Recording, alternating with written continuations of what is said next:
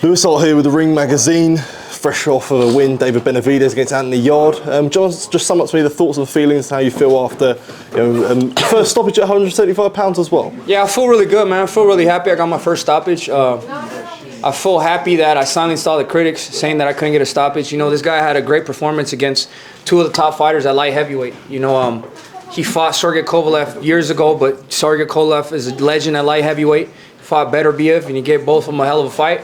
I made this fight look easier than both of their fights, you know what I mean? And I went in there, I stopped them before.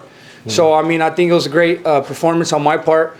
I'm very happy with the job I did. You know, I'm very happy I followed my game plan. I could get better. I could get really better, better than this. But I still got the knockout, so I'm just happy that there's still room for improvement, but I still got the knockout, you know what I mean? So I'm happy with everything. We worked really hard for this, and we shut a lot of people up. Yeah.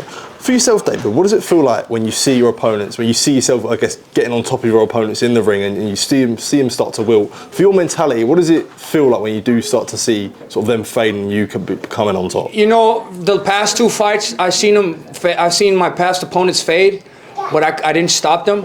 So I didn't really get excited this time. You know, I'm like, I'm gonna just keep pushing until I get the stoppage. So, but you know, this is a recurring event. Every fighter I get in the ring with, I hurt.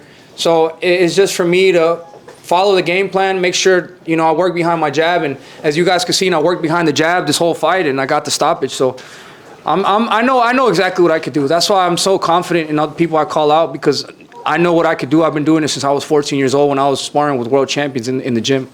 So it's just backing everything up that I said that I was going to do when I was younger. Yeah, well, you know, you say you're confident with anyone you face.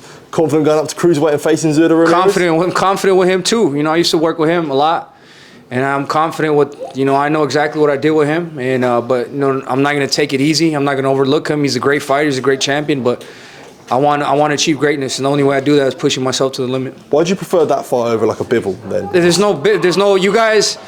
I'm going to correct you guys where you guys keep saying that I don't get these fights, I don't get that fight. I don't get none of these fights because these guys don't want to fight me.